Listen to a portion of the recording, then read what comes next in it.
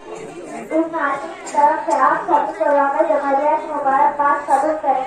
हिंदुस्तान हमारा मुल्क, यहाँ का कानून हमारा कानून, यहाँ की जमीन हमारी जमीन, यहाँ के लोग हमारा वजूद। असातिज़ा हज़रात, हम और हमारे आबा व अजदाद खुशहाल किया रहे हैं।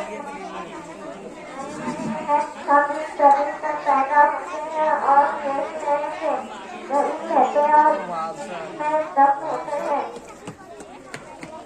इससे हमें मोहब्बत से नवाजती है और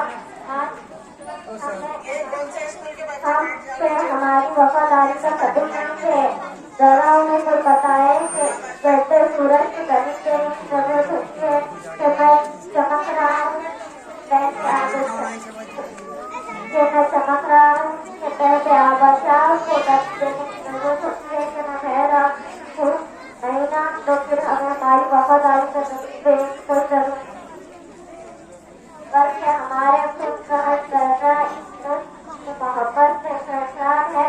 हमारे का नौवा हमारी मुल्क मोहब्बत से लबरेज है। हम जमीन पर पैदा होते हैं, यही रहेंगे और ठीक है मिट्टी में अपने आंखों से छुपा लेंगे।